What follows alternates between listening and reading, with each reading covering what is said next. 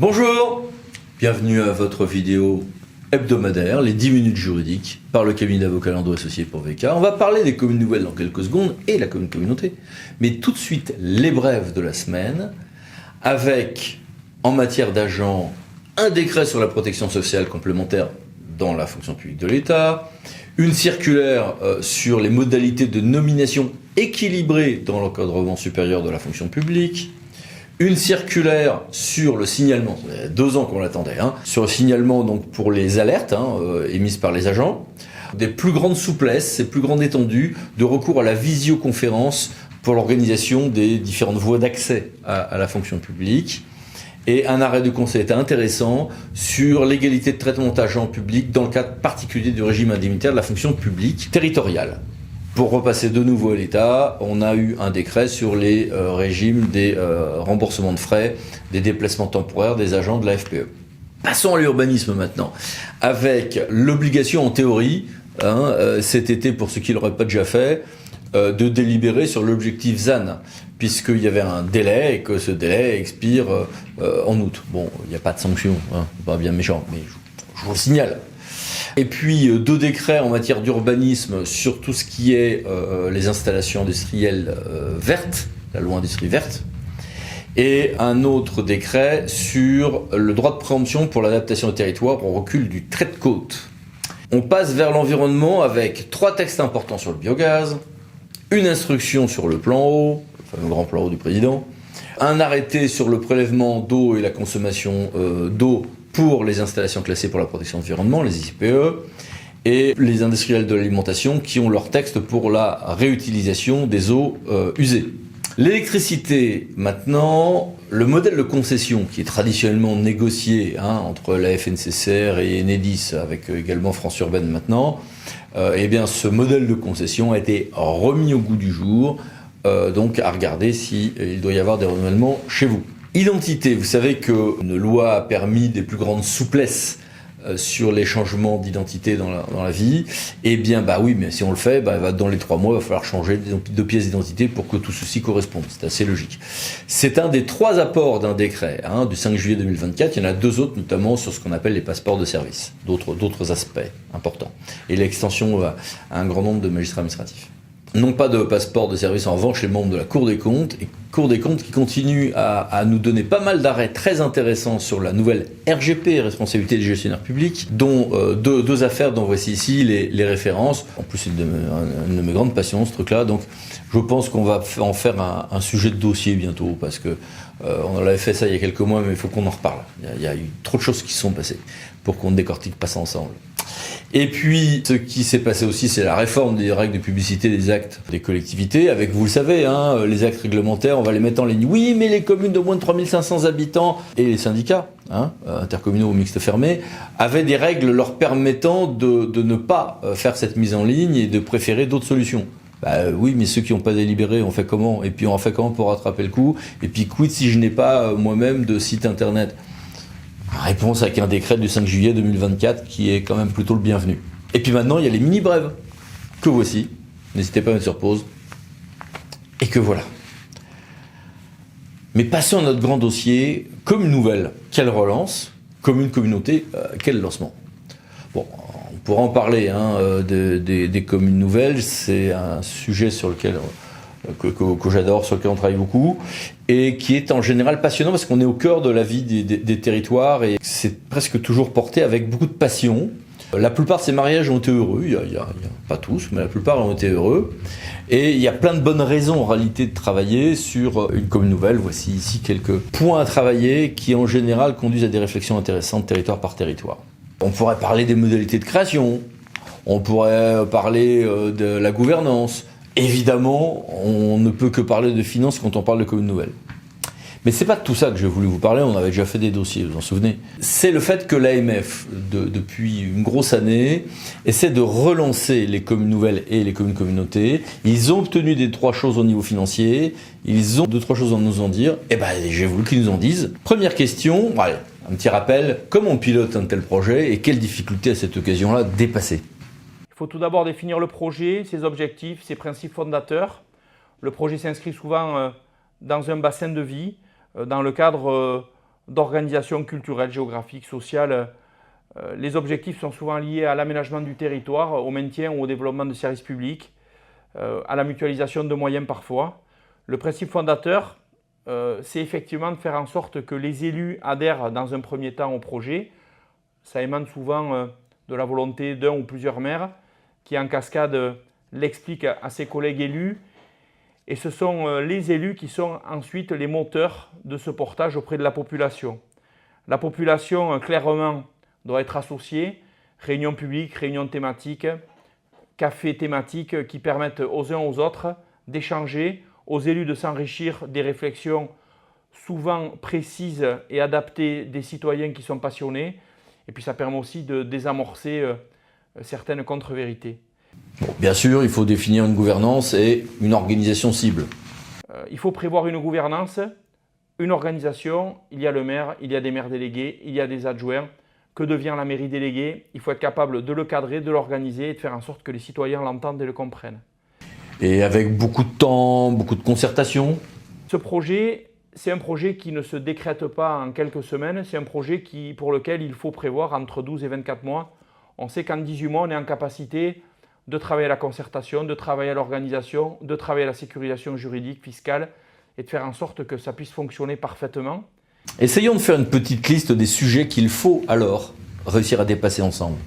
Effectivement, la convergence fiscale, qui est la première question des citoyens entre différents villages, les taux peuvent être différents. Comment les harmoniser et comment travailler à cette convergence? Il faut absolument l'expliquer. Le nom de la commune nouvelle, ça peut paraître anodin, mais souvent, ça crispe et ça cristallise. Il faut être capable de choisir collectivement un nom qui soit les plus adaptés à la vie du bassin. Et enfin, d'autres problématiques comme l'adressage, qui sont des problématiques quotidiennes. Quand il y a 4 fois le nom de la même rue dans 4 villages différents, des fois, les facteurs se perdent et il faut l'anticiper. Venons-en à l'AMF. Vous avez obtenu récemment, je crois, des garanties financières importantes. On va rappeler qu'il y a une aide importante pour les communes nouvelles à partir notamment de 2013 parce qu'il n'y avait pas de contribution à ce qu'on appelait la contribution au redressement des finances publiques. Il y a moins d'aide aujourd'hui, mais vous avez obtenu des choses. Le mouvement des communes nouvelles vient des territoires, avec la mobilisation des maires qui ont décidé d'élargir les horizons du périmètre communal et de se regrouper. L'AMF travaille depuis de nombreuses années pour accompagner ce mouvement et nous avons obtenu auprès du gouvernement Borne des mesures susceptibles de relancer le mouvement de création des communes nouvelles. D'abord avec une dotation d'amorçage qui est portée à 15 €.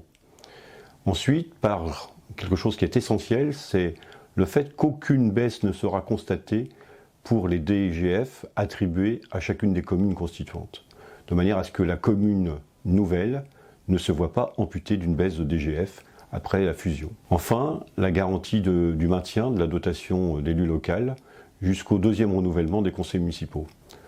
Cela, c'est une enveloppe dédiée sur recettes d'État qui a été consacrée dans la loi de finances 2024 et dont l'AMF effectivement est satisfaite. Mais on peut aller plus loin. Et du côté de l'AMF, vous avez d'autres demandes et aussi, je crois, d'autres projets de réforme pour relancer les communes nouvelles. Le rapport de Boris Ravignon est effectivement engageant à cet effet puisque nous proposons notamment une dotation qui permettrait de concourir aux investissements que la commune nouvelle déciderait de porter. C'est important d'encourager parce que la structuration d'une commune nouvelle se traduit généralement par des investissements, autour de l'école par exemple. Et puis on a un autre sujet, c'est celui des effets de seuil. C'est pas parce qu'on a créé une commune nouvelle en additionnant les seuils de chacune des communes constituantes que nous devons nous comparer à une commune de la même strate. Et c'est tout à fait essentiel. On l'a vu à l'égard du ZAN par exemple. Regardez la garantie de ruralité à raison d'1 hectare pour chacune des communes. Si on est en commune nouvelle, notre garantie serait moindre. C'est pas satisfaisant. On n'a pas changé la surface des communes constituées. Donc c'est essentiel de disposer d'une réglementation spécifique pour les communes nouvelles, parce que c'est ce qui permettra de continuer cet élan de reconstitution, de périmètre plus adapté à l'attente contemporaine de nos concitoyens. D'une manière générale, à ce stade, d'ailleurs, qu'attendez-vous de l'État ? Alors forcément, nous avons besoin de l'État, et de l'État sur les territoires qui accompagne, un État qui soit facilitateur, qui soit un soutien auprès de la démarche des élus locaux, parce que nous tenons bien évidemment aux libertés locales et nous tenons à ce que ce soit les maires qui portent, avec leurs collègues de chacun des conseils municipaux, qui portent le projet. Et l'État doit être à leur côté pour faciliter, pour permettre, pour accompagner. C'est une exigence pour nous. Venons-en maintenant à la commune-communauté de la loi Gatel, qui vise à permettre qu'une commune nouvelle se constitue à l'échelle d'une communauté, et dans ce cas-là, on n'a plus deux couches, on n'a plus qu'une seule couche, la commune et communauté. La loi Gatel est arrivée juste avant les municipales, donc de toute manière il ne pouvait pas y en avoir. Ensuite il y a eu le Covid. Il y a des projets, mais pour l'instant ça ne décolle pas. Est-ce qu'elle a un avenir, cette commune-communauté ? Une commune-communauté, c'est l'union de toutes les communes d'un territoire avec leur intercommunalité pour créer une collectivité territoriale unique. La commune-communauté, c'est une forme totalement inédite de collectivité territoriale qui dispose de l'ensemble des compétences communales, et notamment de la clause générale de compétences, mais aussi de l'ensemble des attributions et des pouvoirs qui sont aujourd'hui attribués aux intercommunalités. Entre 2015 et 2016, il s'en est créé à peu près une trentaine. Communes nouvelles créées à l'échelle des intercommunalités. Cela étant, ce n'étaient pas des communes-communautés puisque toutes ont été rattachées à une structure intercommunale beaucoup plus grande. Aujourd'hui, il n'en existe pas sur le territoire. Et cela s'explique pour plusieurs raisons.